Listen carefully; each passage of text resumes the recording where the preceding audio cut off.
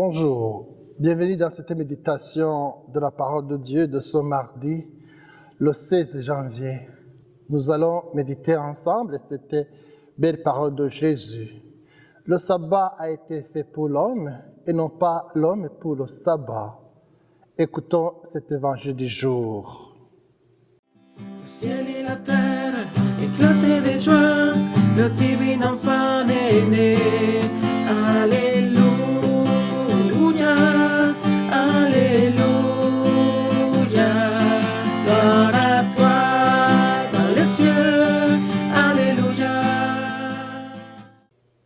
Un jour de sabbat, Jésus marchait à travers les champs de blé et ses disciples, chemin faisant, se mirent à arracher des épis. Les pharisiens lui disaient « Regarde ce qu'ils font le jour du sabbat. Cela n'est pas permis. » Et Jésus leur dit « N'avez-vous jamais lu ce que fit David lorsqu'il fut dans le besoin et qu'il eut faim, lui-même et ceux qui l'accompagnaient? Au temps du grand prêtre Abiatar, il entra dans la maison de Dieu et mangea le pain de l'offrande que nul n'a le droit de manger, sinon les prêtres. Et il en donna aussi à ceux qui l'accompagnaient. Il leur disait encore, le sabbat a été fait pour l'homme et non pas l'homme pour le sabbat. Voilà pourquoi le Fils de l'homme est maître même du sabbat. Acclamons la parole de Dieu. Louange à toi, Seigneur Jésus.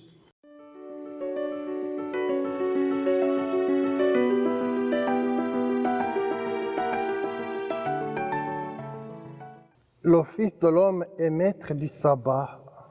Jésus seul, en tant que Fils unique du Père, peut nous enseigner la vraie finalité du sabbat.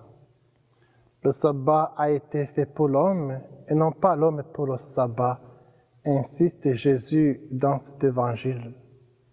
En d'autres termes, les gens ne sont pas faits pour être des serviteurs du sabbat, mais le sabbat a été fait pour être le serviteur des gens. Les gens sont plus importants que les systèmes et les programmes. Je dirais même, les gens sont plus importants que les rituels et la religion. Dieu aime tous les gens, même ceux dont nous n'avons aucune utilité, ce que nous traitons comme s'ils n'avaient plus d'importance. Lorsque nous nous comportons mal envers les personnes que Dieu aime, alors nous nous comportons de la même manière envers Dieu. Dieu s'intéresse aux gens, pas aux rituels pour le plaisir des rituels. Jean l'a bien écrit en disant « Si une personne aime Dieu, alors elle aimera son frère. » Il le dira même dans d'autres épîtres « Celui qui n'aime pas ne connaît pas Dieu, car Dieu est amour. » Jésus aussi en ajoutera, en dira « Tous reconnaîtront que vous êtes mes disciples si vous vous aimez. » L'amour. Jésus, partout où il passait, il y faisait le bien. Oui, Jésus est miséricordieux.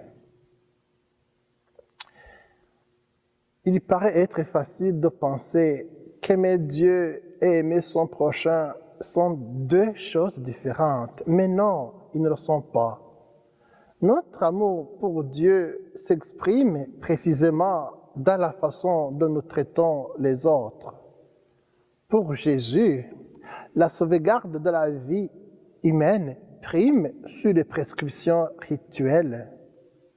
Le sabbat a été fait pour l'homme et non l'inverse.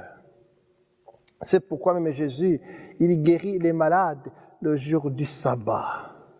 Et pour la justification, il dit cette phrase, « Le sabbat a été fait pour l'homme et non l'inverse. » En Jésus, Dieu nous montre que le cœur de la vie humaine authentique, c'est l'amour, c'est l'amour. Celui qui aime, écrit Paul, accomplit la loi. Nous pourrions dire que la seule raison pour laquelle la loi de Dieu existe et de nous orienter vers la vie d'amour. Aimer, c'est entrer dans la communion divine du Saint-Esprit. Aimer, c'est demeurer dans l'amour éternel du Père, du Fils et du Saint-Esprit.